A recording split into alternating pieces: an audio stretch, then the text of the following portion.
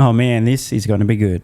Title, Call of the Day from UBS on Tesla stock. Advising investors sell. Now, in case you guys are new around here or don't pay too much attention to analysts, UBS, the analyst who's been covering Tesla stock at UBS seems to be a perma bear and also an absolute DMF. But actually, this guy, Joseph Spack, the DMF analyst, UBS analyst, same thing, currently has a 0.1 star rating on TipRanks. Okay, just to be clear, not a 1 star, not a 1 out of 5, a 0.1 out of 5. His profile has him ranked number 9,003 out of 9,206 Wall Street analysts. Number 34,873 out of 39,422.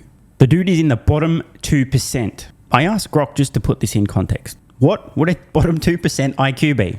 Now we're just going to jump straight to the result. If this guy's performance as a stock analyst based on his ranking on TipRanks were converted into an IQ, putting him in the bottom 2% for IQ scores, he'd have an IQ of 69. By the way, you can't make this up. Unbelievable. Now, if somebody has an IQ of 69, bro, they're completely unable to function in society. Totally mentally retarded.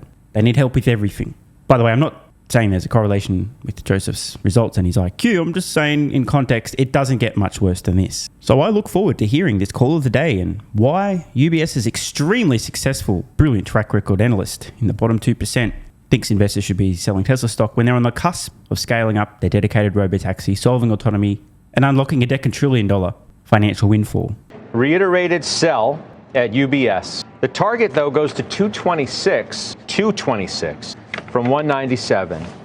Bryn, I'll give that one to you. I mean, you talk about making gutsy calls right now. Good luck with this one. What do you think? Well, I think especially the reiterated sell. So they already had a sell on the name.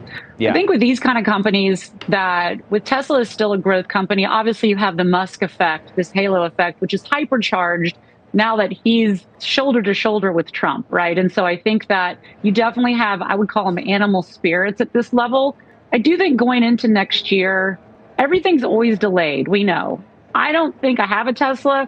We are not close to me not driving my car and letting my car drive itself and feeling confident around that. So I think the analyst overall, I get what they're saying.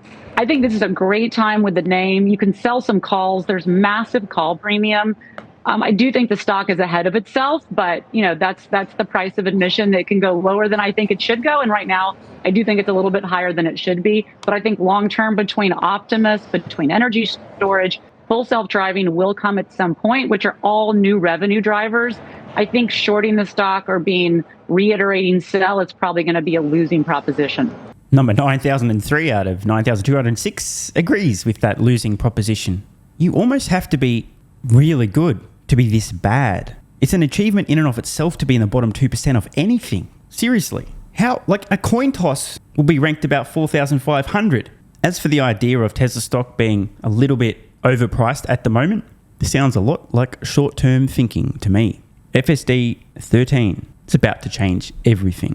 Next year, odds are Tesla's first autonomous vehicles will begin operating in Texas and California. I'm talking to you, technically in Australia, in December on the 1st, late November for most others. Next year is a month away, end of next year.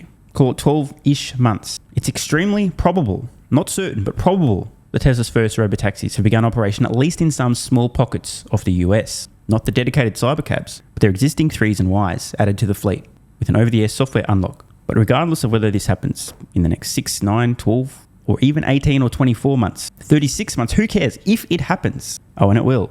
People are going to look back at Tesla with a $1 trillion market cap and think it was a rounding error. They're missing a digit. 1? It's supposed to say 10, right? I'm just kidding. You should listen to the UBS guy doubling down. Definitely be selling Tesla stock. Totally good idea. You won't regret that. And I'm totally not being sarcastic. By the way, if your IQ is like 69, you probably won't realize I am being sarcastic. Just in case the UBS analyst is watching, I don't agree with you. I am being sarcastic. You're a fucking idiot. You're going to deeply regret this. And I'll be roasting you for years to come. Yeah. Josh, I just would love your take here, if in fact you even have one.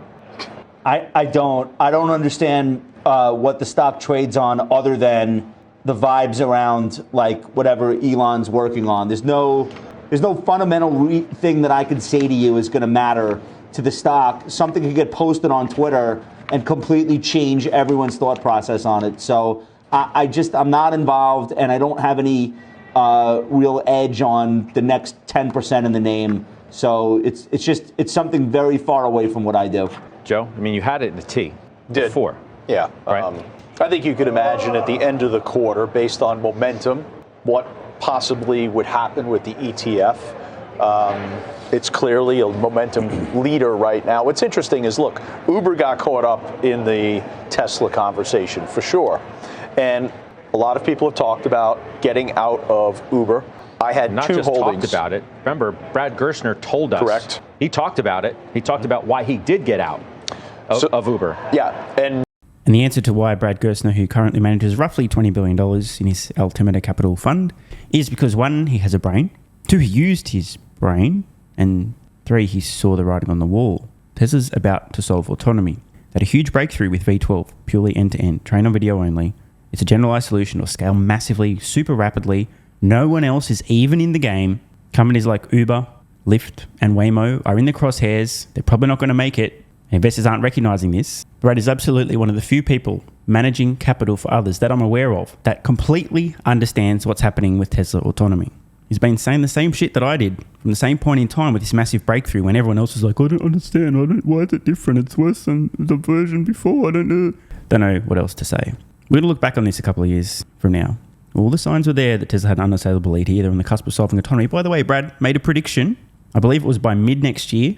He expects, odds are, Tesla's probably operating their first robotaxis by mid next year. And so even if it was end of next year, if that happens, holy fuck. I had it personally, and I had it in the ETF, so I had a double position.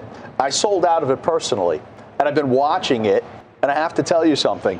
It's actually bouncing, and the momentum is building once again to where I think the worst is past for the stock. Actually think, yes, I actually think now you're talking about a mid-70s approaching 80 stock. I think something happened there. I don't know if it was a larger liquidation or not, but just studying near-term momentum, it looks like when you got into the mid-60s. Fuck, these guys kill me, bro. Studying near-term momentum. Oh, God. Stocks astrology. This shit's so funny. You know what? Instead of studying near-term momentum in the fucking stock price, I recommend actually studying the company, the competitive landscape, and the long-term future. But hey, that's just me. Crazy idea, right? You had a classic example of momentum exhaustion. Josh, you want to take a view on that real quick since you're big in Uber as well? Uber's in no man's land. There's literally no trend. So if you're trading it, I guess maybe you would be trading it based on like the next news announcement that comes out. There's no signal here saying that in the short term to expect anything. I'm an investor in the name, Judge. I've been through low momentum periods of time. I've been through high momentum. I've been through corrections. I intend to stay, and I'm definitely not reacting to price action in the short term. So out of interest, guys, I'm curious, right? Do you think Uber will make it? If we read between the lines in what Brad Gerstner recently said, I don't think he thinks they're going to be around. It's quite interesting to see these folks now. It's almost like years ago, we're hearing people describing how they're still holding their blockbuster stock and, you know, Netflix is, everyone can compete. It's all going to be, there's lots of people, lots of pie, everyone's fine, no disruption here. I'm holding my blockbuster stock, everything's fine. Now, I don't want to be too demeaning to the folks on CNBS, but I think it's clear that Brad Gerstner probably has a few standard deviations on them and many on me. Do they not see what's around the corner? Do they really think Uber's going to be fine? A company that today isn't on the cusp of solving autonomy and its biggest expense is the human drivers. So if they go away, a company like Tesla scaling rapidly with an untouchable cost advantage where they don't have to pay a driver, I mean, holy fuck, dude. Back to the analogy with Blockbuster. The reason that Netflix was so disruptive once they started online streaming is because it saved time and money. If you guys are old enough to remember going to the video store to rent something to watch, get in your car, drive to the store, find parking, walk to the storefront, walk into the store, browse the shelves, some shit's out of stock, you can't get this, blah, blah, blah. Eventually you pick and choose something, take it to the register, get in line, waste more time, spend money, get back in your car after you've walked to it, drive back home, then eventually find time to watch the thing. And if we're going back to the VHS days, you have to actually rewind it or you pay a fine, and then take it back on time where you get fined an absurd amount of money. Never mind the actual expense of operating your vehicle, gasoline, whatever, right? Extremely inefficient, expensive, and a massive waste of time relative to a massive disruption like Netflix. Online streaming, a much more convenient experience, even if it costs more. The fact that you can browse essentially infinite library of content, have it down instantly, not face potential massive fines if you don't return it. Like, it's just completely different. And this analogy applies to what Tesla's doing with autonomy. There's nothing else in the marketplace in terms of transport as a service. Uber, Lyft, or even these so-called autonomous companies like Waymo and Cruise. They can't compete. Tesla's product has a massive cost advantage. I don't think they're going to survive. And I don't think these guys get it. Not even slightly. I have a closing message. The haters will hate. The doubters will doubt. The derps will derp. And Tesla's robotaxis will awaken. The consensus opinion right now is either it won't happen, or it'll be years away, or if it does happen, it doesn't matter anyway. How wrong they are. Want more content?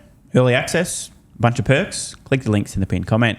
AG1 is awesome. I've been taking it daily now for more than 3 years. It's a great way to fill in nutritional gaps. It's packed full of vitamins, minerals, and whole food source nutrients. Plus, it has prebiotics, probiotics, and adaptogens to improve gut health, regularity, and help your body handle stress. I'm always looking for an edge to help me feel and perform my best, which is why I haven't missed a day of AG1 for more than 3 years. Just try it and see how you feel. Click the link in the pinned comment or head to drinkag1.com/SMR and get yourself a free 1-year supply of vitamin D3 plus K2 and 5 travel packs. This is what viewers of the channel had to say after trying AG1.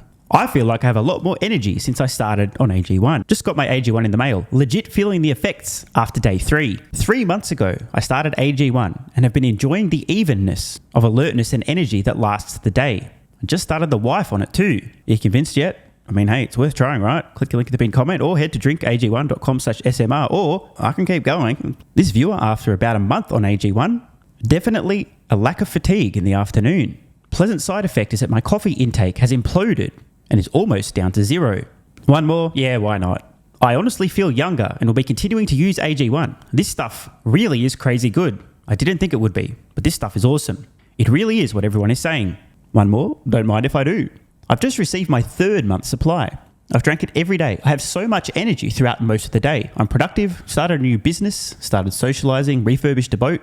It's no coincidence. Thank you for your persistence, your integrity, and your insights. Now look, these are not my words. These are not my testimonials. This is what you guys and girls are saying. Maybe it's 100% placebo effect. But even if that's the case, I think it's money well spent. Click the link in the pinned comment or head to drinkag1.com/SMR and get yourself a free 1-year supply of vitamin D3 plus K2 and 5 travel packs.